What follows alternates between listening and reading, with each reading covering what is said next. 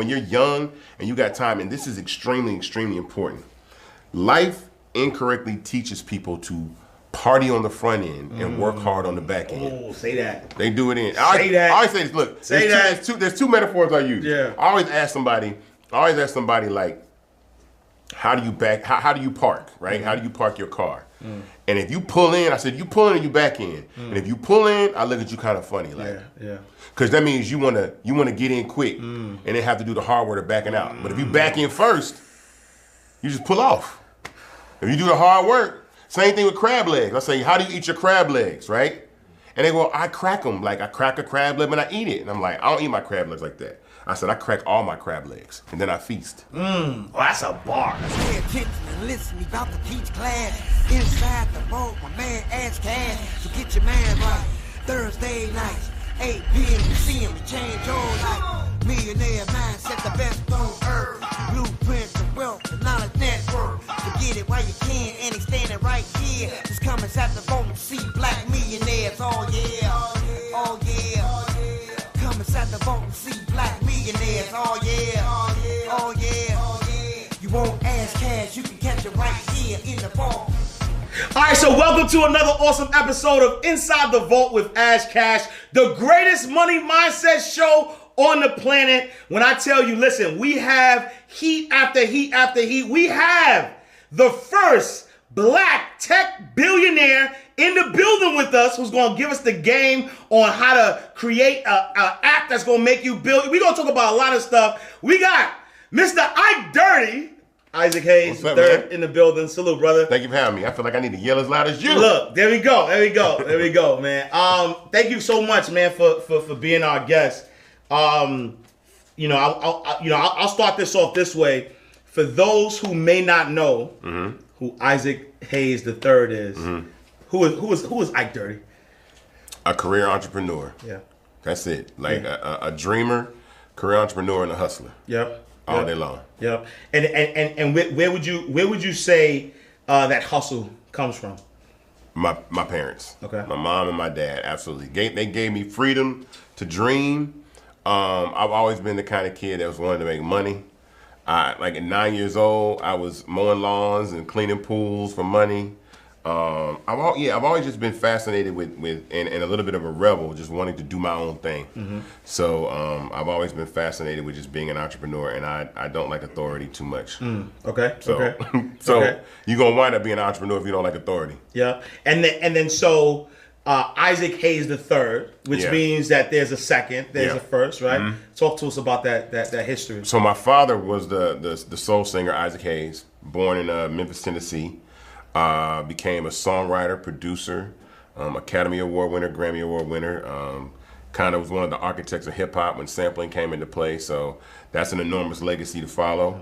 And he was a genius, you know what I'm saying? And then there's my OG, my grandfather, but that's the original name. But my dad is the one that most people know. Was the chef on South Park, amongst many other things, voice actor. You know what I'm saying? Humanitarian, so all around good guy. Yeah. And so as a young entrepreneur, 9 years old, take us to that next level. Like how did you continue to enhance your entrepreneur skills or get to that next level of entrepreneurship? Man, so after I graduated high school, I wasn't sure that I wanted to produce records. The music industry was something that I thought about doing, but I wasn't sure. So I said, let me just get a job. So I got a job at a place called the Linen Loft. It was a 9 to 5. It was like Bed Bath & Beyond before they ever got here. And the journey to get to work was so long.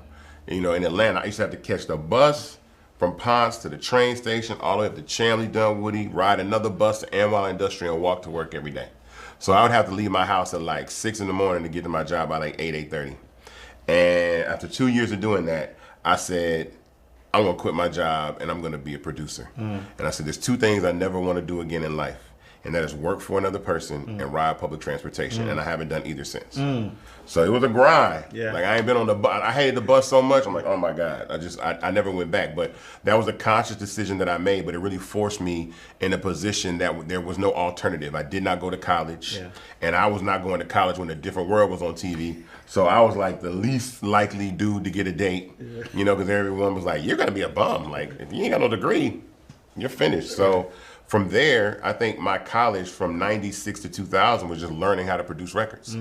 And I'm kind of one of those people that once I get obsessed in learning something, I got to know it. So Pro Tools, whatever it is, I picked up a bunch of skills along the way and got my break into producing records at Red Zone with Tricky Stewart.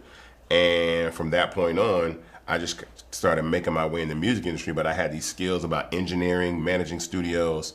So I was always able to put myself in an environment where I could work in a place that I love and make some money, but then in the downtime when ain't nobody in there, I could make beats. Yep.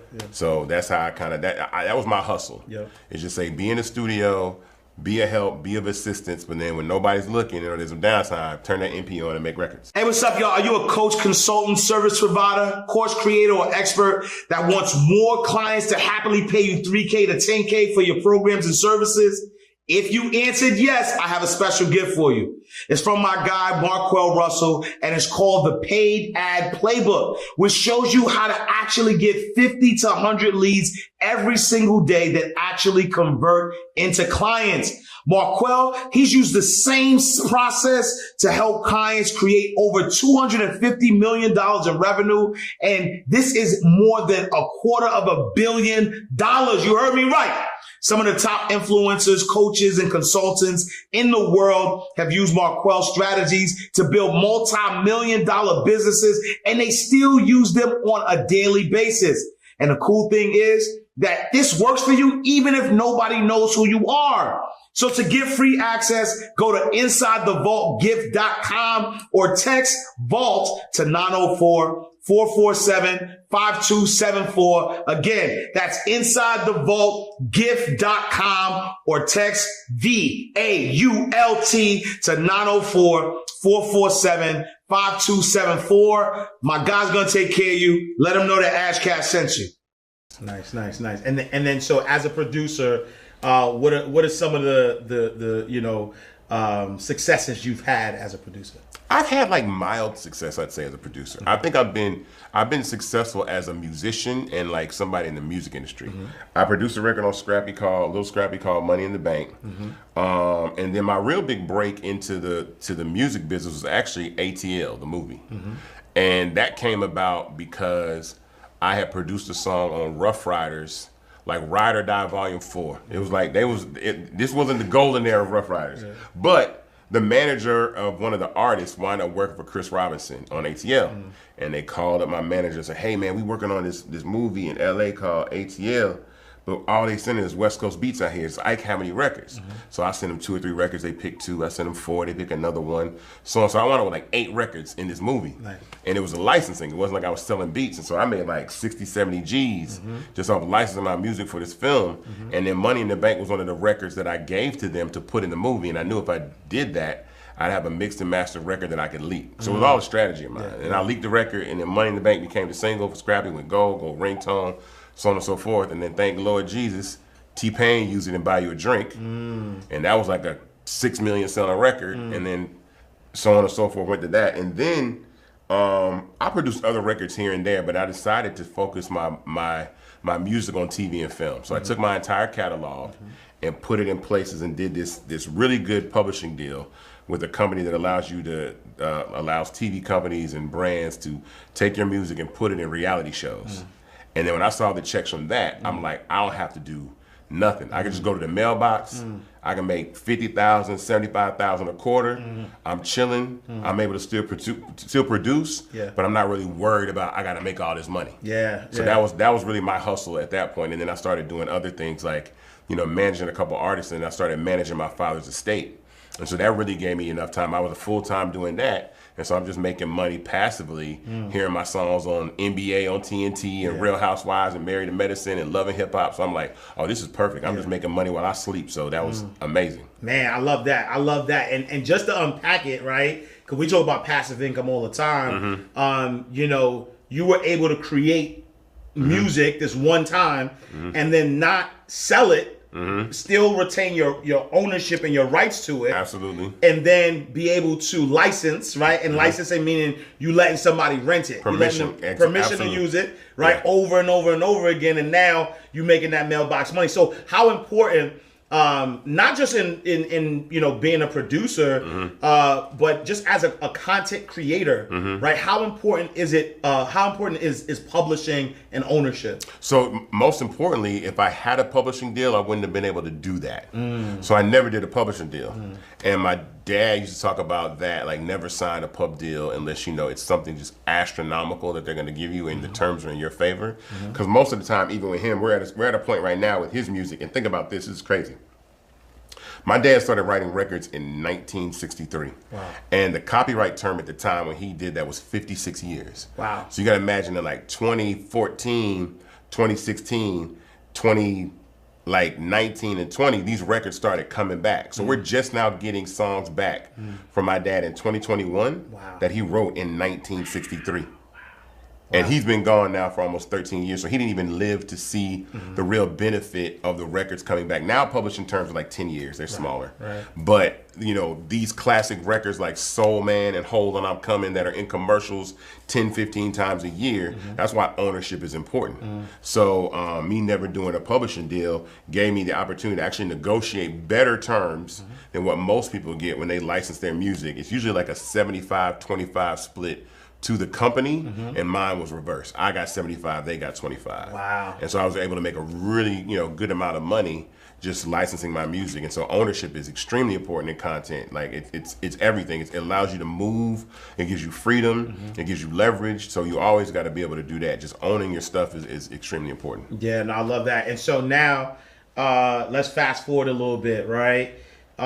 You have this vision to say, you know what, I believe in ownership, I believe in content, I believe in content creators, and I believe that content creators shouldn't be giving away their content for free. Absolutely. And that they should be getting paid from it. Absolutely. And that belief system created something. Talk to us about it. Yeah, so a couple things.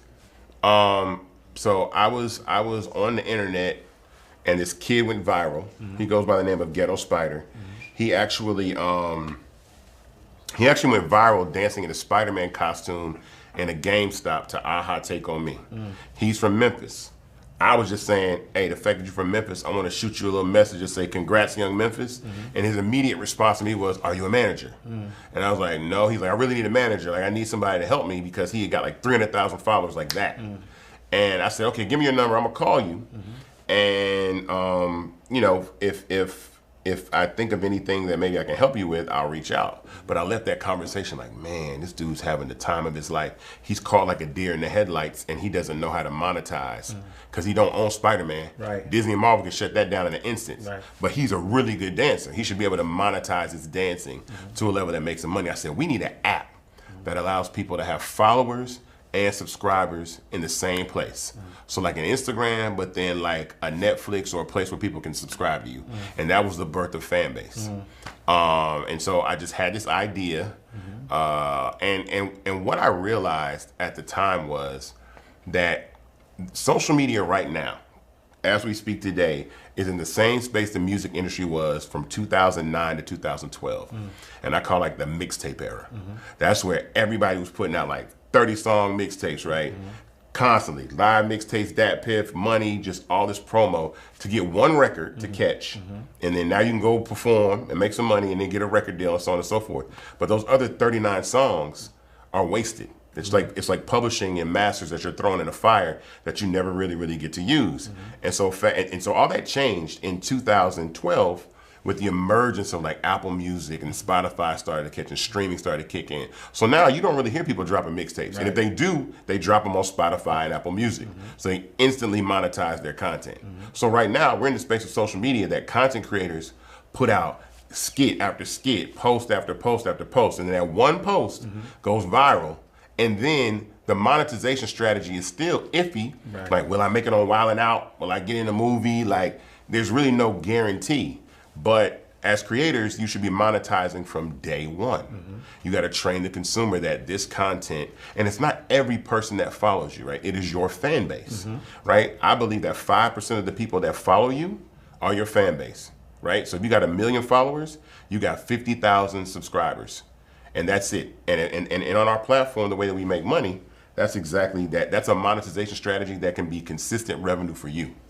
So that was the birth of Fanbase. Yeah, and I love that. And then so now, you've had some major people invest, right? Snoop Dogg, Charlamagne the God, Candy Burris, actually our first guest.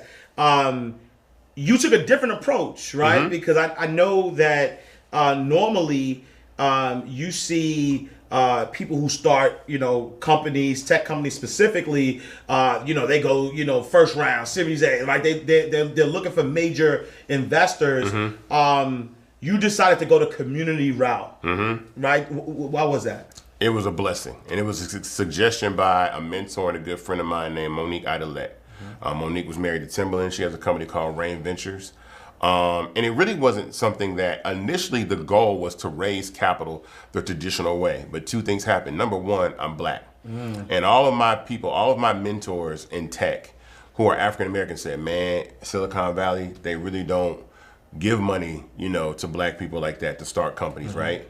Like I had people tell me, I've literally seen some white dudes write down an idea on a napkin and get $20 million to go fund it. Yeah. And me with Fanbase is like, they're like, I don't know.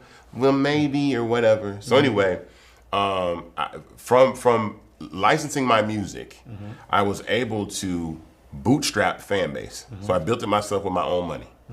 And it costs a lot of money to do that. But I built it from July to December 2018. And we put it out 2019. And I didn't tell anybody that I built the app. I let it sit there for an entire year. For an entire year, I didn't tell anybody. I would tell people like check this out, but I didn't go on this mass campaign to get people to join the platform because I knew one thing would happen. If I ever went to raise venture capital and I said, hey, like I have this many users on the platform, the first thing they would say is, well, how did you get the users? Oh, well, I told Snoop Dogg to download it and I told this person to download it. And they were like, that's not real. Right. I didn't want corrupted data. So I left it up. And then one thing happened. People made money. We had about 10,000 users over the course of the year. And one person made about $6,000 in a year with 10,000 users. And I said, okay, now I have a proof of concept. Yeah. So now somebody can tell me that it can't work. So I'm going to go raise venture capital now. And that was the top of 2020. And then guess what? COVID hits. Boom. We shut down. We indoors. We can't do anything.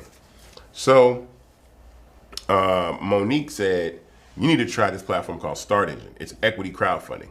You can take advantage of this regulation from this law passed called the Jobs Act that Barack Obama and Joe Biden signed into law. So she said you can take advantage of this bill that was passed called the Jobs Act by Barack Obama and Joe Biden that allows anybody to raise money for their startup and the person not be an accredited investor. An accredited investor is really a person that makes $200,000 a year for 2 consecutive years or has a net worth of $1 million minus their house. So when you think about that, that's like 99.9% of Americans are not accredited investors. Yeah. And that law's been in effect since 1933. So coming out of the Great Depression, whether you're black, whether you're white, it really didn't matter. It was about the rich trying to get richer and have first dibs on investing in private businesses. So Start Engine is one of those companies that allows people to raise through this new law and sell shares to the general public. But you got to apply. So I applied to Start Engine and got accepted. And then the process was about a 3 or 4 month process. And what I liked about this is me entering the social media space. I'm actually understanding that users are the main engine and economic engine of a platform. So why not give the opportunity for the users to own part of the platform, the very platforms that they make successful, let them have equity in it. And so that's how it happened. And another thing that happened was there's this app called Clubhouse. And so I got invited to Clubhouse in August, about this time last year. I got invited to Clubhouse. And when I got on Clubhouse, there were some black people on there, but everybody black on there was not really like the type of black person that I think wanted other black people on there. Because there was a lot of white people on there. Yeah, for sure. There was a lot of money on there, VCs, all these cool people were on there. And so I'm seeing friends of mine, like connected, heavily connected in the industry, black people, right? And so when you join Clubhouse, it lets you know like how many people the person you're inviting knows on the platform.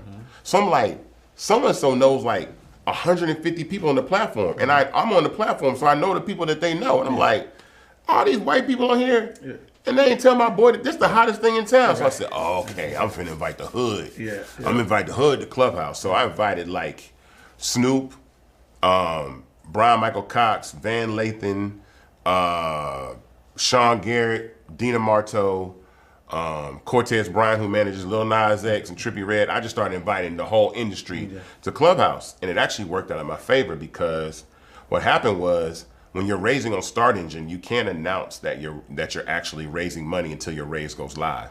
So my raise didn't go live till October 29th. So for August, September, and all of October, I just sat on Clubhouse and let the black community come on there and complain about how we're building up somebody else's app and we don't own no apps. And I was like, oh yeah, The perfect storm. talk that shit. Yeah. Like talk all that shit, cause I'm gonna come back. Right. And be like, remember you said we ain't got no apps to invest in? Right. Well, here's one. So we launched a campaign.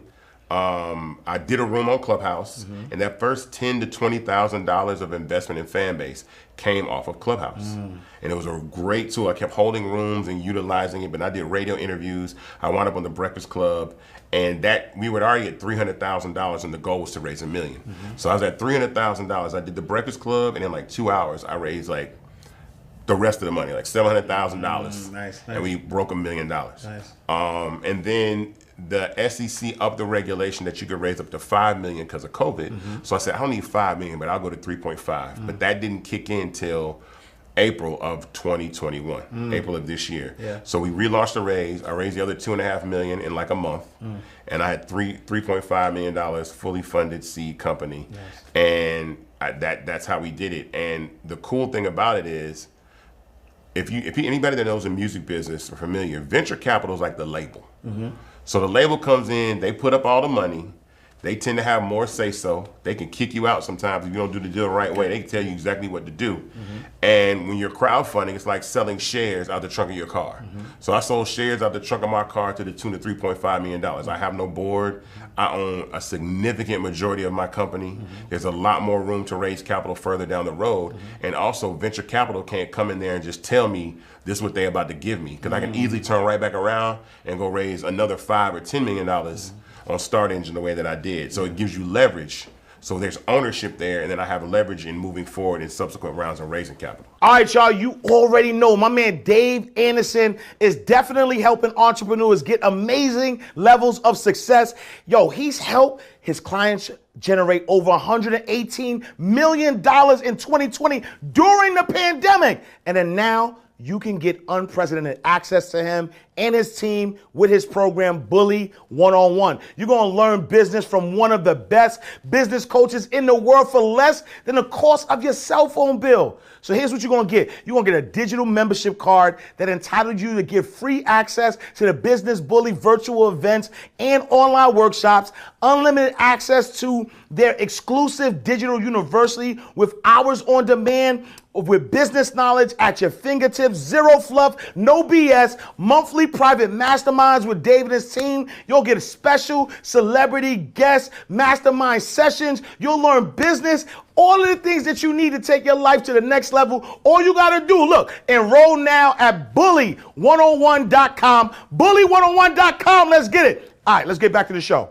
Yeah, no, I love that. And then so, I mean, that's very inspirational because, you know, I think that, just the strategy alone, right? Being able to, to be honest and frank, these platforms have used us and our culture for years, and they still are.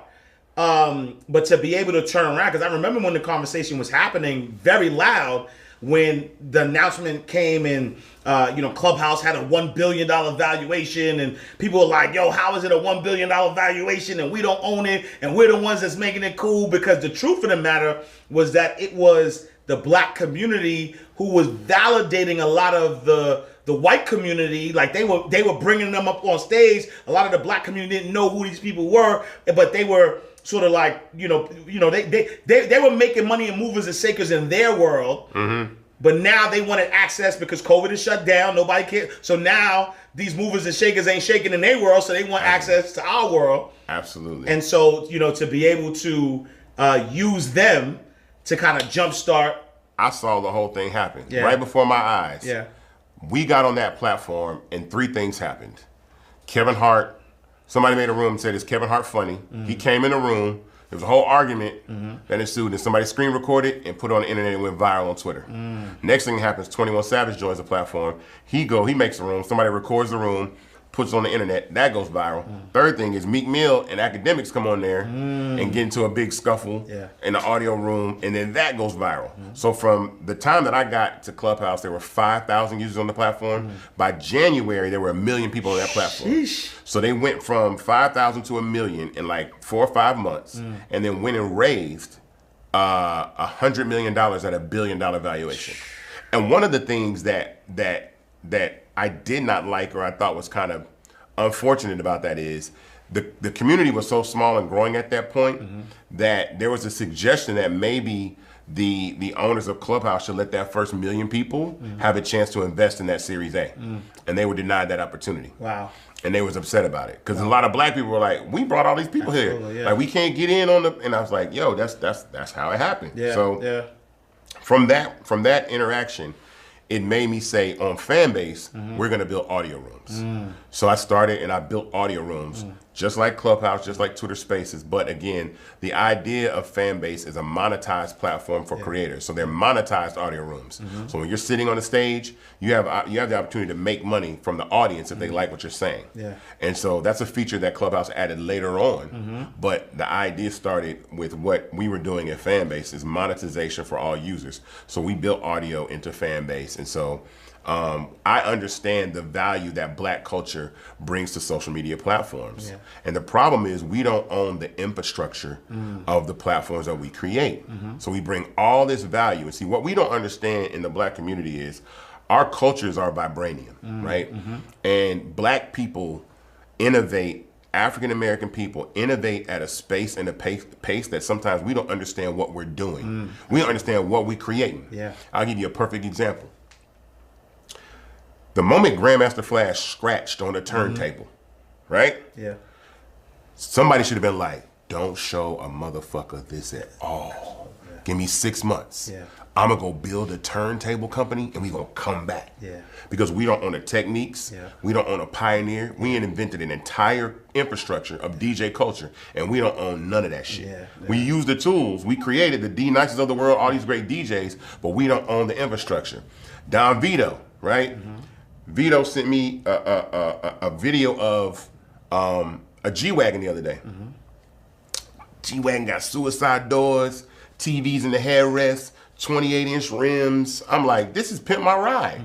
And again, their cars were not like that till we did that. Till we started putting PlayStations and consoles and TVs and all that. So now all these luxury vehicles have all the amenities that black people brought, the luxury we brought to vehicles, but we don't own a Ford, we don't own a Chrysler. You know, we don't own none of that. So if we're not owning infrastructures, really at the end of the day, we're really just giving our culture away for free. So Fanbase presents an opportunity for us to own social media culture because it's black founded and black owned. It's not black only, but there's a care and an observance and a monitoring of our culture to make sure that we're not culturally appropriated, like what's happening on the TikToks of the world, what's happening on these platforms. And so talk to me a little bit about that, right? Because like, you know, I know, you know, Lil Boosie was on the Breakfast Club recently, and he was, him and Charlamagne, they were talking about censorship and, being kicked off. And I know, Charlamagne had mentioned for him to, join Fanbase. Why aren't we jumping on the fan bases, or like why aren't we rallying as we should around what we are complaining about? Well, it's a tough conversation to have. Some people may or may not agree, but I believe that I'm from Atlanta, lived here my whole life, and there's a different type of energy and understanding of what it's like to be black in Atlanta than it's like to be anywhere else. Because when you grow up in Atlanta, you've seen millionaire dentists, doctors, lawyers, police chief is black, police force is 68% black. This is like growing up. The mayor's black. So I've never felt second to a white person in the entire time I've lived in Atlanta. I've never felt like a minority my entire life living here. Never. But I know people that come from other places that's like, there's a lot of black people here, man. They get off the plane and be like, it's a lot of black people here. It's just a whole different structure. Yeah. So what I tell people all the time is, if you don't grow up in a place that has a significant black population with black political power, you grow up with something I call a minority mindset, which means you understand that white people run white supremacy runs everything, and then you fall somewhere in second or third place. You got to get in where you fit in. So what I think happens in our community is we, without realizing it, we cannot see ourselves on the level of white people doing the things that they do. So when Boosie was asked that question about how come he doesn't join Fanbase, he says, well, I have Chinese people wanting to build me apps. So I have a bunch of people, right? But there's a black man that has built an app that lives in the same city you live in, has raised $3.5 million, allows you to monetize, will not, there's rules now. We ain't gonna be able to bust it open on Fanbase, but gives you the opportunity to grow and potentially even have equity and ownership in it if you want to invest. And still he looks to other people. And what that says to me is he has bought into the mindset that only white people or Asian people can build things for all people. And that black people can't build things for all people. To think about, a black man can't start a car company and white people buy the car. Or a black man can't build a social media platform and white people join the platform. That's the problem, because we don't believe in ourselves enough to know that we can build things for all people. Wow. We can play in the NBA, but we can't own teams. Right. So we have to break that mindset, and it's going to happen. I mean, absolutely, because we control the culture. When you put culture and social media and technology together, there's an energy that happens that will really pave the way, especially through investing and having. These are multi-billion-dollar companies. Yeah. Like TikTok is worth $436 billion. Instagram is a $200 billion plus company. Yeah. Facebook is $900 billion company. Yeah. And these companies live and exist off black culture. Yeah. I say this to not be offensive at all to our white brothers and sisters, but if everybody black left social media tomorrow, it would look like a West Elm catalog. Yeah.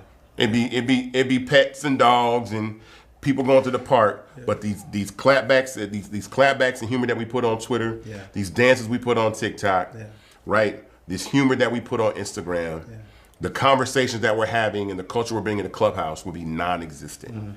And so we have to understand the value that we're bringing to these platforms. And so that's really why it is very important that we leverage our culture in spaces and places that we can monetize and actually own an infrastructure. Hey, how you guys doing? Hold on, don't press that button, because that's what I do every time I'm looking at an ad that I don't want to see. This ad just happened to be life-changing. I just happen to own one of the biggest home healthcare companies in the state of Georgia. I can help you create your own. Just to give you a little bit of insight, I send out registered nurses, LPNs, and CNAs to take care of people inside of the homes that cannot take care of themselves. But guess what? You don't have to have any medical background, and you don't have to have any medical knowledge. So if you're wanting to change your life and you have a passion for actually taking care of people, then go ahead and sign up for Home Healthcare Blueprint. I'll see you guys later. Yeah, no, I love that. And you say it's happening. How do we make it happen faster, or do we have to just trust the process and allow it to evolve where we start seeing our worth? Well, yeah, I mean, we have our job to do at Fanbase. Yeah. We built an amazing product. We still have to iterate and innovate that product, but I think as word of mouth travels, platforms like this get the word out to say there is a platform. And we kind of have to have a little bit of grace, because, you know, you hear things where somebody will say, well, what is Fanbase going to do for me? Right? But meanwhile, you on Instagram for free. For free. And the app is built for you. Yeah. Like, yeah. You know, you're on Clubhouse talking for free, but what is Fanbase going to do for me? So you didn't ask these people. You didn't ask the owners of Clubhouse what's Clubhouse going to do for you. Yeah. You're not asking what Instagram's going to do for you. Yeah. You're in these dysfunctional relationships with social media platforms, right? And I say this, like, you know, being on social media is like being in a relationship. And most people are in a dysfunctional relationship that they're not happy, but you got to date apps. So I say date every app that comes out. I don't care what app it is. If it's Clubhouse, join it. If it's Fanbase, join it. You may or may not find something that's better for you and allows you to escape this relationship where you're not getting the benefit. Like, people are getting kicked off TikTok every day or their accounts banned, but they stay. Right. That's dysfunction. Right. Why would you stay somewhere where somebody treats you bad? Yeah. Because you have nowhere to go. You know what I'm saying? You have nowhere to go. You have no place to be. But once people find out they have a space and a place to be, because I use this example all the time, why you should date apps. I guarantee you that Snapchat never knew in a million years that DJ Khaled would be the love of their life, and vice versa. If Khaled would have remained loyal to MySpace or Facebook or Twitter or Instagram, he never would have went on those dates with Snapchat and met the love of his life. And it changed his life. And the same for Jason Derulo. Jason Derulo was a pop star, and he got on TikTok, and now he's bigger than he's ever been. But if he would remain loyal to all those other platforms and never tried TikTok, he would have never had that relationship. So you have to date apps. Join, like Fanbase might not be for you, and it might be. We have a strategy and a game plan to make sure that we do build a platform that is for every single user, that is versatile, and is really a democratization to distribution of content and access to capital and ownership in what we're building. And that's extremely important. And I can talk a little bit more in detail about what really Fanbase is, but I'm gonna let you, and that's actually where we're pivoting to, right? Because, I joined Fanbase, and I like, I love the idea of, as people are scrolling through the app, if somebody likes your post, you can like for free. But if you gonna show me love, right? Give me a love offering. Give me a real love offering. Don't just love and I'm getting high off of the loves, right? Because I had this saying that PayPal and Stripes over likes, right? Yes. Those notifications matter to me as a content creator. Absolutely. When I put out a course, when I put out a program, when I sell books, when I get that PayPal cha-ching, when I get that Stripe notification, like that's better than getting 50 likes, 1,000 likes, 10,000 likes. That's better to me. Right. And so what you did is combine the two, where you like me, okay, cool, like me for free. But if you want to show me love, right? Yeah. Show me love. So how that works, and I think really what makes Fanbase dope is it gives an opportunity for the black content creators of this world to kind of break this mold. And I'm gonna tell you why. White content creators charge for their content immediately. They do. The ones that are on Patreon. If you go to Patreon, tell everybody, go to Patreon. Matter of fact, here's some game. Go to a website called Grafferton and look up top Patreon creators. You'll see people that are making $150,000, $130,000, $90,000 a month off podcasts and shows you never heard of, simply because they charge from day one. It says they joined in like 2016, but it's 2021. It took them that time to get there, but they're doing that. And the black community gives our content away for free, and we don't charge because out of fear of looking like we're broke or begging when we deserve to be paid, right? Because see, the idea for someone that's white that's creating content, it's not like they're not necessarily. It's like, oh, I'm doing a service. This is what I deserve to get paid. But we're in that mindset of like, yo, like I don't want to look like I'm begging. I'm just hot. Again, we all based on innovation. I'm the flyest. I'm the hottest. I don't need to get paid. I'll rap for free if I got you. I'm just trying to get on. But no, charge from day one and build your fan base. So in fan base, you can have subscribers and followers. You can have likes and loves. A subscription is $3.99. We split that with the content creator 50-50. Apple is the GOAT. They take 30%, we take 20, and we pass 50 on to the creator. But again, I tell you, if you got 1 million followers, then you got 50,000 fans. And that's the audience that you want to monetize. If you're monetizing that to the tune of $1.99 a month per subscriber, you know what I'm saying? That's $100,000 a month. That's $1.2 million a year, just off 1 million. Right. Now, there are people out there like Beyonce that got 200 million. Right. So that's 10 million people paying $2 a month. That's 20 million a month. Right. We in the hundreds of millions of dollars a year. And it's a community environment. What separates us from platforms like Patreon and OnlyFans is those are platforms that say, all right, come see my content, but they're not community based. So there's content creators there, but there's no community. So once I come there to see the one show or the one hot girl that I want to see naked, there's nothing else left for me to do, so I leave. But in Fanbase, if your friends are there, if other people are there because you're following those people, but you really love Rihanna, so you can subscribe to Rihanna because she's dropping Fenty beauty tutorials or really behind the scenes of her life and things that you want to know, then you have the best of both worlds. And so that's what gives people the power. And we have these creator tools, which I say we want to give people the amount of tools to be creative in whatever way they want. So we have photo and video up to 1 minute. We have stories, we have live, we have audio rooms that are monetized, we have long form. Now, long form is significantly powerful because you can post up to 1 hour on Fanbase in HD. So if you can post anything on Fanbase up to 1 hour and put it behind a paywall, what does that make you? Oh, that makes me a genius. It makes you your own Netflix. Right. So everybody's their own Netflix. Yeah. It's not about being Netflix. Beyonce's on Netflix. Yeah. You know what I'm saying? Sprite's their own Netflix. Yeah. Nike's their own Netflix. Yeah. Some kid in their room's their own Netflix who does their own short film or their own little web series. And in season 1, they get, 5,000 subscribers. And in season 2, they have 50,000 subscribers. And now they're making $100,000 a month, $1.2 million a year. They own their content. They call the shots. Yeah. They make the majority of the profit.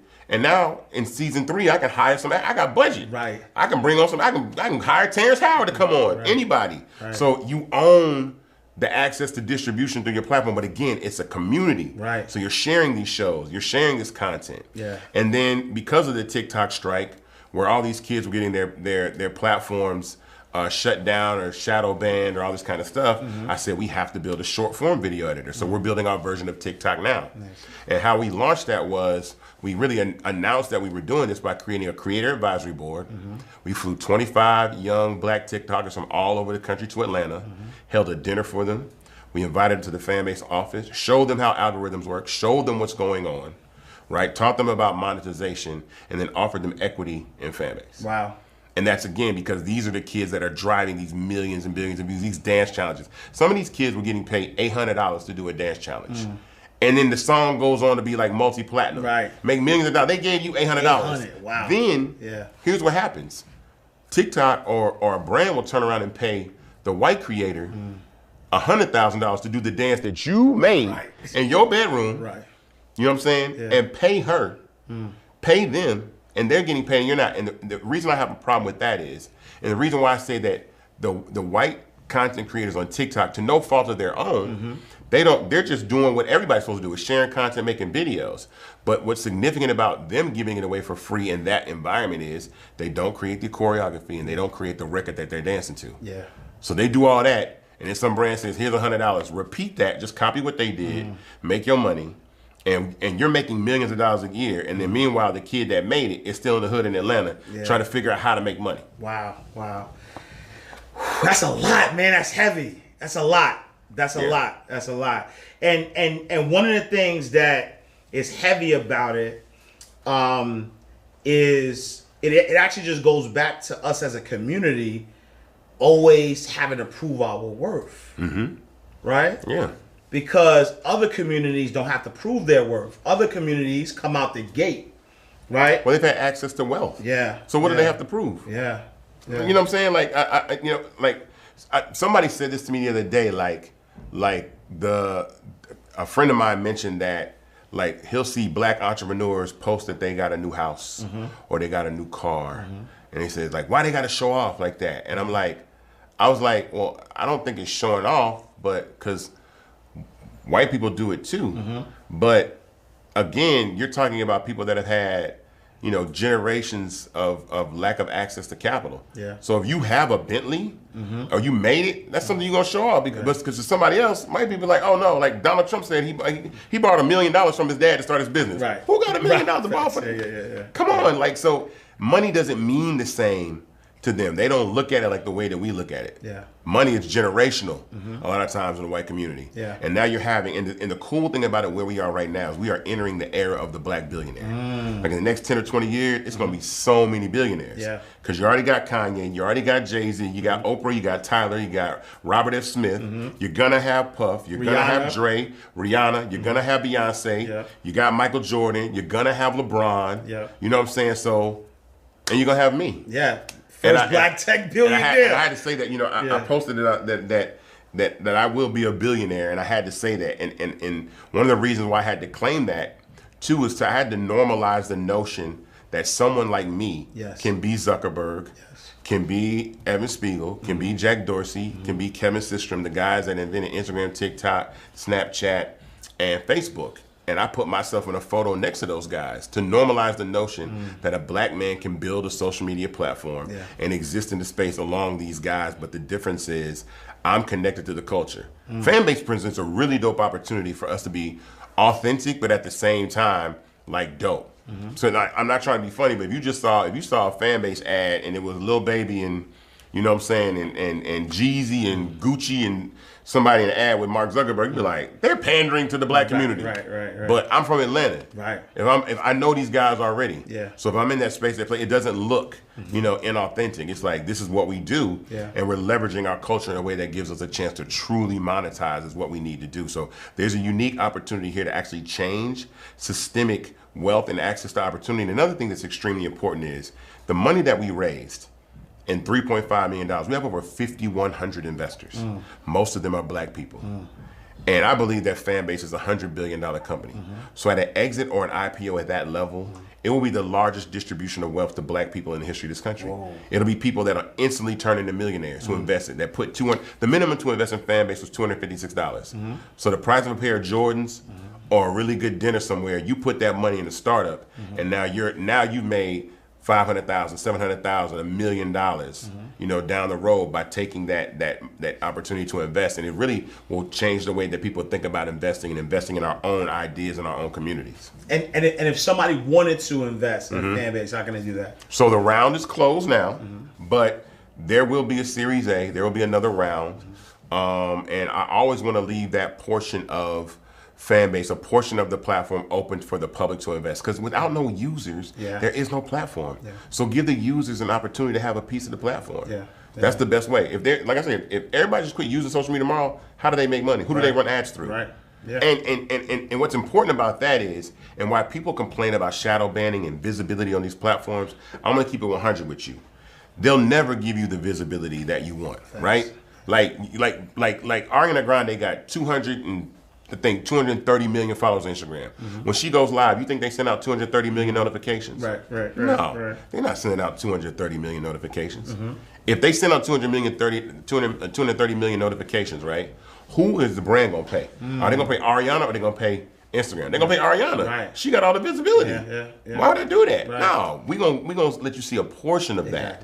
So they use collectively the entire platform, run ads through us in the form of billions of dollars and pass none of that back to the user. So on fan base, we do. As many followers as you have is as many notifications as we're going to send out. And why that's important is if you make money, we make money. So the rev share model is the new model. It's not about like we're giving you access to be famous. Because if Ariana Grande, they send out 230 million notifications and even 1% of her audience showed up, that's 2.3 million people that she can say buy a T-shirt, go buy my album, go to my concert. That's free advertising. Right. They're in the advertising business. Exactly. So it goes against their business model to allow you to advertise for free while they're trying to charge the brands to pay. So just newsflash, they never gonna let you shine. Yeah. That's not the goal of the platform. Exactly. Yeah. And so, and we talk ownership, we talk publishing before. For the right amount of money, somebody looks and they like, yo, you building this phenomenal thing. Would you sell fan base for the right amount of money? So again, speaking of that, it depends on the offer because I'm considering the investors. Because I want to do something that nobody else has done. Yeah. If I can turn, 3,000, 4,000, 5,000, 10,000 black people into millionaires overnight, that's the most gangster thing that ever happened. Yeah. And so, and like I said, when I see that TikTok is a $436 billion company as a privately held company, they're not even on the stock market, that if fan base can get to that level and somebody says, hey, look, man, we want to buy fan base for like 200 billion. Absolutely. Yeah. You know what I'm saying? Yeah. There'll be rules in place because the trade-off is I am leaving a platform and handing that off to someone that's gonna purchase it and continue to run it, and I may run it or whatever. There might be stipulations in the way that we do that. But on the flip side, you just made like a lot of black people rich, right? A lot of black people that can put their kids through school, to reinvest in other apps, start their own businesses, you know what I'm saying? Like live life, you know what I'm saying? Like living is not going to work every day. Living is what you would do if you didn't have a job, whatever your passions are. Like we work, that's entirely different. We exist, we survive. But living is like, oh, if I could just say, hey, I want to paint, or I want to travel the world, or I want to invest and look at my stocks and all that kind of stuff. Yeah, that's definitely something that would happen. It'd have to be the right thing to do, but to be able to actually distribute wealth in that amount and that mass to black people, absolutely. Because that's gangster. No one's ever did that. Nah, for sure. Yeah, and I love what's happening, what you're doing, because just for the audience, just kind of want to kind of bring drive the point home, is that with you have billion-dollar companies, Facebook, YouTube, Twitter, Twitch, you got Instagram, all these billion-dollar companies without our content, right? That we're freely giving away. They wouldn't exist. They wouldn't have these billion-dollar valuations. And so now, instead of just taking that content, there is a black man who has created an app that allows you to actually do the same thing and more, right? The same exact thing. There's nothing that all those social media platforms that I mentioned, there's nothing that you cannot do on Fanbase that you can do on these other applications, but except you can monetize immediately, right? You don't have to take your content and try to draw somebody someplace else, right? For example, I am a creator and I use Instagram as my main, form of advertising, marketing, put content out there. I'm giving it away. And I'm hoping that as I give my content away, somebody sees my value with that content. And if they see my value with my content, I'm hoping it's a shot in the dark. It's a shot in the dark. I'm hoping that they'll click the link in the bio. Right. And then when they hit the link in the bio, I'm hoping again that they not window shopping. That they, right? That they're not watching and then pay me based on that. So there's layers. I have to give you, I gotta sing and dance, I gotta give you my content, my most valuable stuff. I gotta give it away. Right. I gotta hope that you hit the link in the bio. And then once you hit the link in the bio, I gotta hope that you like my offer enough to be able to now pay me. Right. And you're still never gonna get your worth, because if you're someone that creates the Savage Challenge, you have billions of impressions, billions of views collectively amongst all the people that have done that. Yeah. And they're running ads in between that. They can charge for that. Yeah. So it's like, you're not getting none of that money. Yeah. So, I mean, like I said, democratizing access to distribution is the wave of the future. Yeah. Because when you turn everybody into their own Netflix, right, then it levels the playing field. Yeah. Because it allows people with huge brands right, to be able to shoot their own content and put it out independently. Because when you think about it, like COVID showed us that you can go to the movies at home. You know what I'm saying? You can shoot your own short film and put it up. Yeah. And so I think that, leveraging that in our community as people that understand the value of their content, to not use Fanbase is just a shame. And again, and I'm not, and I say this, I'm not afraid to challenge these platforms, because these platforms have gone unchallenged for years, right? Facebook, Instagram have gone unchallenged for years. The reason why I'm not afraid to build platforms like this is because there's no amount of innovation that Facebook and Instagram can do to capture the youth. There's not, because kids are always going to want to be on apps that their parents are not on. That's the one thing that I say. Like, my mama on Facebook, I ain't been on Facebook since she got on Facebook. Deuces to Facebook. I got a 15-year-old brother.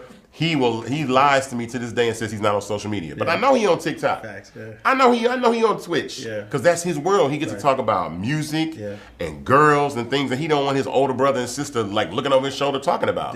So I don't care what features they give you on Instagram. My little brother ain't finna be there because I'm there. Right. I don't care what Facebook brings to the table. I'm not going there because my mama there. Right. And Fanbase will have its lifespan and its run and do its thing for a time period. And so on and so forth. There'll always be another generation of kids that get on platforms. And that's the thing that I feel like social media platforms really ignore and take for granted. It's like, your timing is something like TikTok showed that. Right. TikTok came on and they got the centennials. They got them wrapped up. Absolutely, And there'll be another generation. They're worth more than Instagram. And if Instagram would have never sold to Facebook, Facebook would be in trouble. Right. Facts. That's a huge piece of their portfolio that they had. They've been looking like, damn, they about to. So again, it's knowing your worth. I know what Fanbase is worth. I wouldn't sell Fanbase for $1 billion. I'll tell you that right now. It's $1 billion company now. Right.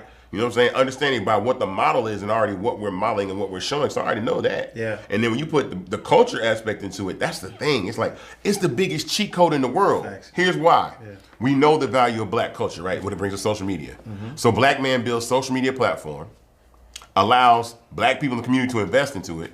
Then this is what's important. Social media is the only platform that I know off the top of my head, or one of the very few, by simply using the platform, you increase the value of the app. Absolutely, yeah. So it's like, okay, we buy shares in Fanbase. Yeah. Now we all move our stuff over there. Yeah. Our value, the value of the stock goes up, and we make money. It's the biggest Yeah. cheat code of all time. Facts. It's like every celebrity in the world, every person in the world is like, let's go buy Fanbase stock, Exactly. move our stuff over there, Exactly. and watch this thing be a $5-10 billion company in 2 or 3 years. Yeah. And then when they're ready to sell it, we done cashed out. Let's go do it again. And let's go do it again. Yeah. Because they can't do it without us. And I say that, I say this humbly.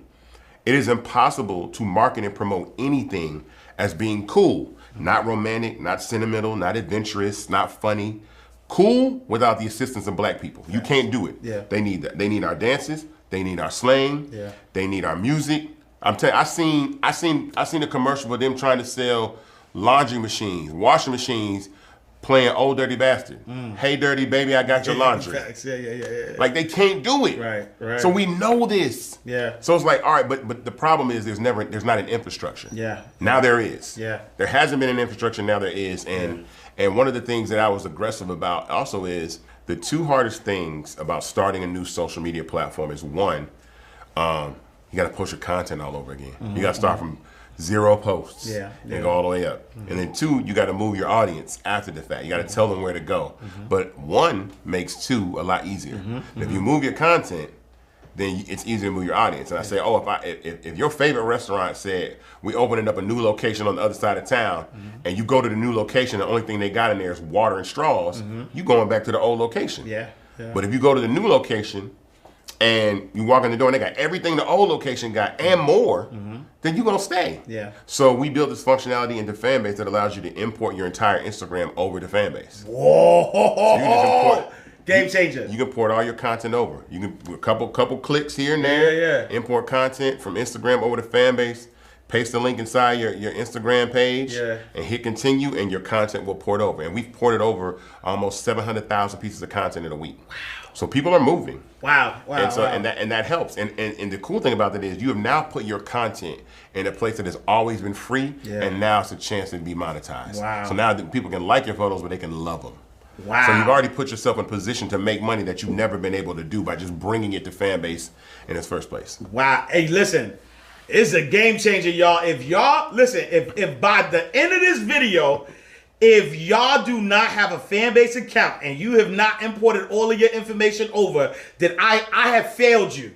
I have failed you as a financial educator. I have failed you as somebody who's teaching you how to get your mind right and your money right. This is literally the cheat code on how to monetize and get your worth immediately. If you want, look, talk to the people real quick. I need you to tell them what they need to do, how to get the Fanbase, the importance, and how this is empowering them. Talk to them real quick. Well, I mean, honestly, like I said, download Fanbase. It's on the Apple and Google Play Store. And monetize your content. I think for the community, you understand there is a value that we collectively create on social media. Like I said, we post all this content. And what happens is we use the word content creator, right? And I don't like that word because it separates it from the user. But in reality, every user on social media is a content creator. If you post one photo and you get one like, it doesn't matter because somewhere in between there, an ad is being run in between your posts collectively. So we are all content creators. If I'm out at a restaurant and I take a picture of some food that I ate, I'm creating content. If I do a skit that takes me 3 hours to record, I'm creating more dynamic content, but we're all content creators. So Fanbase is a place for every single solitary user because one, we're all a fan of something and we all have a fan base. No, I love it. All right, so we're gonna, flip the script real quick, right? Being somebody who started as an entrepreneur, you've now have been a successful entrepreneur in different realms, and now, you've created this $1 billion app. So far, what would you say is the most extravagant thing you've done with money? Nothing yet. And the reason why is because I come from the music business, right? Anybody, and I have to keep saying this, you have to master failing. I had this conversation the other day because anybody that knows, any entrepreneur creator knows has to learn how to fail and fail often because it gives you confidence and resolve to try again. Taking an L is nothing because when you in the music, when you make records, the label will say that ain't it. You know what I'm saying? The A&R get fired, the artists will get locked up. Someone will say, oh, that's not the record, or the DJs, not enough payroll was spent to promote the record. So you fail very often. You know what I'm saying? So if you're not good at failing, then it's gonna be hard to be an entrepreneur. And so I feel like I said, I haven't done anything extravagant, because if Fanbase isn't the $100 billion company that I say it is, and it isn't necessarily a success for me, because I've raised seed capital, and so you got it. That money is not to be extravagant with. I don't have no salary. Right. You know what I'm saying? Like I employ people, but I myself don't take a salary for Fanbase. It is to get to the next level. Yeah. My goal is to actually build this company up. So no, there are no extravagant purchases that I've made with regard to Fanbase, but I mean, I don't really think about, like, I wear this every day. Like, I wear a t-shirt. I wear, people make fun of my little Huaraches and my jeans and my tees. I wear every day, but but it keeps me grounded. Yeah. I don't have much. I don't need much. You know what I'm saying? I'm all good. So I think that's extremely important, just to kind of build the company. I see founders that really be balling, and I'm like, I can't do that. I took these people's money, right? And I got to make this money work, right? Who are some people you would say, right, that have influenced you in your journey? First and foremost, I have to thank 3 phenomenal black women, right? That really are the reason I was able to raise this money, and that is Monique Idolette, who said, "You need to get on Start Engine." Undercover billionaire, if you know, you know. You need to get on Start Engine. Yeah. Angela Benton, who has a company called Streamlytics, who's raised money on Start Engine now for the 2nd time, who actually made the introduction to Start Engine for me. And Dawn Dixon, who is a career entrepreneur who has a company called Popcom. And Dawn has raised $1 million 3 times and is now raising 5. And she's the one that coached me on how to actually raise the capital. And then 3 other dope people who are Jewel Burks, who sold her company to Amazon called PartPick, Barry Givens, who's at Techstars, and Justin Dawkins, who's at Google with Jewel, and Jewel's the head of Google for Startups in North America, and they were my tech senseis. So they were the people that I bugged all the time about, how you do this, how do I make a tech deck, like, well, how many slides does it need to be, that whole thing. They really coached me. So those 6 people are my inspiration and my mentorship in this space, and really guided me in what I'm doing. So I'm, forever thankful for what they've done for me. No, I love it. And then a lot of what was raised, and even you starting this company, I know you started in 18, was building it, but at the pandemic, right? Tough times is where you started, you start seeing a lot of that success. What advice would you give to an entrepreneur who has to make decisions during tough times? I mean, you got to have faith. Yeah. And you kind of got to, and opportunities will emerge. I know it sounds weird, but opportunities will walk up to you. You know what I'm saying? Opportunities will walk right up to you. I think that was one of the things, like, this is, even though, and it's not easy to raise $1 million. It's easy as it seems for me to do that. I was on Start Engine for months looking at other people trying to raise money. Like, they were trying to raise $1 million, only raised 18,000. I'm like, oh Lord, I got to do this, man. Like, I got to make sure that I do this. But I think, also utilize your skill sets. Yeah. You have unique experiences in your life that will give you the biggest amount of experience and opportunity to be successful. So for anybody that's an entrepreneur, think about the things in life that you failed at and that you've learned. Being in the music business taught me, I've seen the worst deals ever, right? So when somebody, so if I meet with a VC and they say, oh, we want 30% of your company for $1 million, you be like, that's a trash deal. Right? I was a career voiceover artist. I've been a voiceover artist for 20 years. Yeah. I know how to use Photoshop.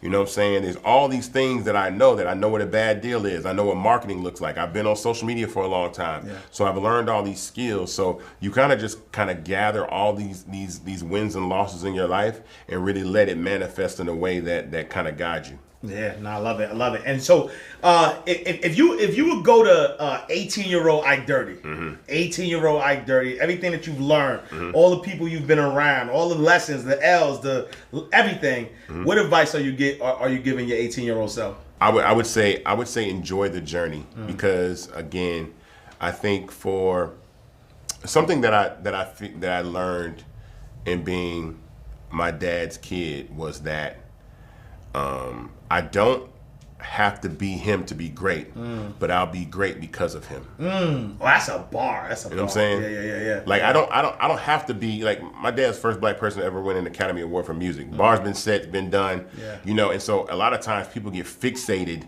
in that one thing. And when you think about it, people get second and third acts. There's other things that people might start out as and then wind up being something entirely different, right? Yeah. You got to think like D Nice was a rapper, Aaron Root, Boogie Down Productions, the whole nine. But as a DJ doing what he's doing now, he's having more success than ever, and life is long, and there's peaks and valleys. And so I would tell my 18-year-old self to really not be so fixated on that one thing. Like really think about what your passion was, because to be totally honest, my passion is being creative.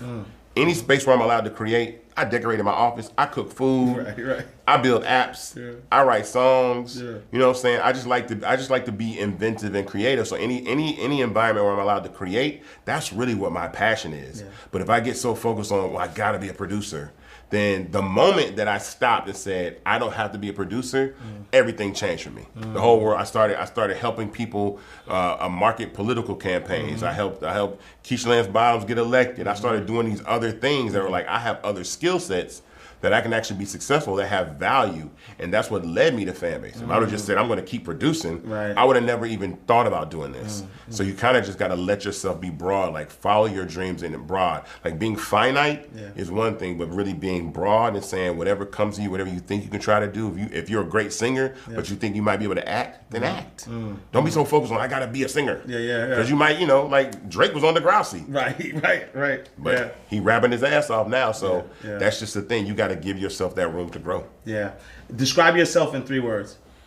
Oh, youthful. I am rebellious, and I am determined. Love it. All right, so we're going to do our speed round real quick. All right. Our speed round, we take banking terms and we flip those terms for us inside the vault. So the first term is deposit slip. Deposit slip is when you go into a bank, you fill out the deposit slip, you put the money inside the bank. Yeah. For us here, though, deposit slip is a slip up, is a money mistake. What would you say is your biggest deposit slip that you've made so far? That when I first started making money as a producer, I probably spent money not knowing that there are peaks and valleys in the music business. And so when I had a low, I said, I'm never going above this again. I don't care how much money I make. Yeah. I'm not going above this until I know that I'm like being financially secure and investing and knowing where your money comes from and stuff like that, that I won't do that. Because some people overextend themselves. They go out and buy, I mean, I didn't do this, but some people go out and buy the big house, the Lambo or whatever, and then the checks dry up. And then you're like, man, I'm in foreclosure and all that. I just had a little slip up. I was like, yo, that was the biggest mistake is probably putting myself in this debt wheel. Yeah. That like once your monthly expenses are $100,000 a month, you got to keep that up. Yeah. So mine were never that, you know what I'm saying? But again, imagine putting yourself in that and then your money dries up. So probably the biggest mistake I made from that was like I probably overextended myself, but I froze immediately and said, look, you're going to stay in this townhouse. Yeah. You're going to chill. You're going to drive. I drove an Avalanche. Right. I got 2 Avalanches back to back. Like, look, all you need is your Avalanche. Right. You be good. Like, don't. I don't care how much money you make. Don't get out that Avalanche till you know that the Avalanche that you can move up to the next level. Right. Match out the Chevy. The second one is charge off, right? You borrow money. You talk about living above your means. Borrow money. You can't afford it. The bank, tries to get their money back, but they charge it off. For us here inside the vault, what type of people or mindsets did you have to charge off on your journey? Ooh. You know what though? Well, I had to charge off, I think, people that I invested in. Ooh, okay. And what that means is like a lot of times we invest in other people when we should be investing in ourselves. You know what I'm saying? And the moment that I just said, I'm gonna make this about me, because when you're especially you're investing in variables that you can't control. You know what I'm saying? Yeah. You can invest in somebody and they decide they don't want to do it no more. Yeah. Or they get locked up, or whatever it is. You can invest in someone that doesn't have your vision. Like a lot of times people will have. You're more passionate about their success than they are. Absolutely, yeah. So I have had to charge off I think, and I don't necessarily charge off negativity because I think that that's also a way to understand as you're successful. So I don't, you can't have toxic people around you, but you can definitely accept the hate and just keep pushing forward. But I think once you got to make this about you, and I say it's okay to be selfish. Selfish sometimes is a bad word, but it's okay to be selfish when you can be. Yeah. I tell any young person, if you're single, right, you ain't got no kids, then be as selfish as you want because you can pursue your dreams eating ramen noodles and living in a 1-bedroom apartment and not giving a damn. Like, just be selfish, you know what I'm saying? Just because then you can focus on you. But once you start bringing all these other variables into the table, if you out here, Ricky Raw Dog, you got some kids and that changes the game. Right. You understand what I'm saying? So you really just, when you're young and you got time, and this is extremely, extremely important. Life incorrectly teaches people to party on the front end and work hard on the back end. Oh, say that. They do it in. That. I always say this. Look, there's two metaphors I use. Yeah. I always ask somebody like, how do you park, right? How do you park your car? And if you pull in, I said, you pull in and you back in. And if you pull in, I look at you kind of funny, like, because that means you wanna get in quick and then have to do the hard work of backing out. But if you back in first, you just pull off. If you do the hard work, same thing with crab legs. I say, how do you eat your crab legs, right? And they go, I crack them. Like, I crack a crab leg and I eat it. And I'm like, I don't eat my crab legs like that. I said, I crack all my crab legs and then I feast. You know what I'm saying? Because I hate that. I hate a little and then a little. I hate work a little, play a little. Work a little, play a little. I hate that. And so, like, we're incorrectly taught to party on the front end of life. You only live once. Go to college. Like, I didn't do that. Like, my college years were spent in the basement at my mama's house, no girlfriend, no car, no clothes, learning how to make records while people was at college, smoking, drinking, having sex, living it up. And then fast forward years later, I play Call of Duty, I fly drones, I eat Benihana when I want to, I can buy Jordans if I want to because I really sacrificed and really worked hard on the front end so you can party hard on the back end. Yeah. So that's really what it is like, you know what I'm saying, work hard on the front end of life so you can party hard. Hey, yo, that's a whole 16. Forget a bar. That's a whole 16. All right, so last but not least, we're gonna do another teachable moment, man. So ATM, you put your card in, you get the money out. Hey, yo, you've been spitting so many bars that I want, like, leave our audience with one more gem, one more teachable moment, something that happened in your life that taught you something that you want the people to learn, the people to understand. Give us that one teachable moment. Goodness, I feel like I gave him my. You barred up. This is no pressure, but we need one more bar from Ike Dirty the Great. I think I got to repeat myself. I don't want to repeat myself, but again, like life is a long journey. Yeah. You can't be so focused on one thing. But if you are a person that focuses on working hard, because I'm telling you, listen, like, when you think about it,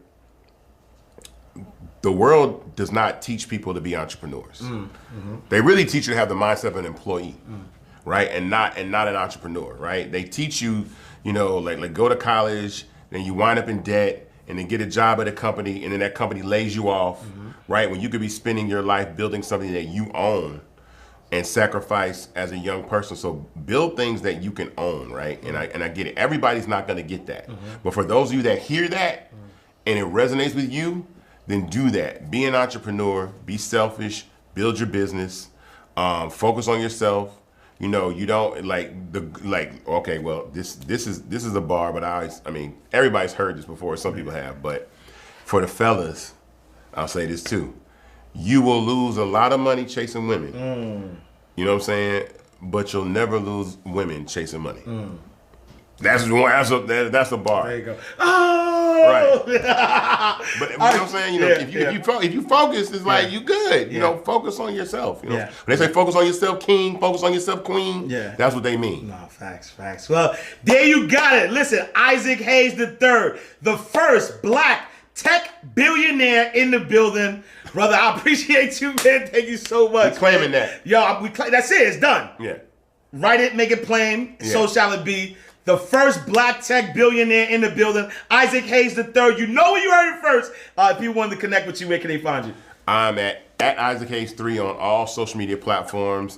Fan base first and foremost at Isaac Hayes 3, but Twitter, Instagram, LinkedIn, and I continue to use all those platforms. Clubhouse. I'm not gonna abandon the following and the reach that I had that I spent on the other platforms. I use that to tell people about my platform. So if you want to talk to me or reach me, I'm on any of those platforms at Isaac Hayes 3.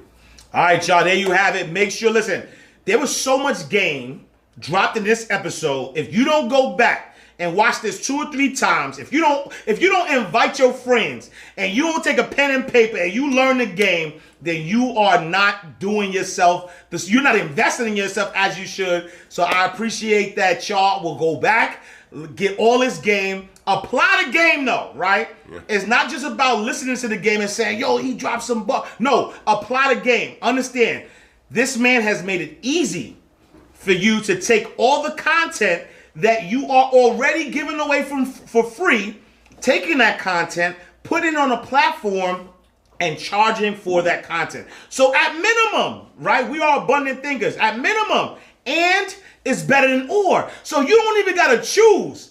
Stay on Instagram and open up your fan base account, get some money. I appreciate y'all. Thank y'all for tapping in another awesome episode of Inside the Vault with Ash Cash. Make sure you follow us on Fanbase at Inside the Vault. Follow me on Fanbase at I Am Ash Cash. I appreciate y'all. I'll see y'all next time, same place, in God's will. Peace. Oh yeah. You want Ash Cash, you can catch it right here in the vault.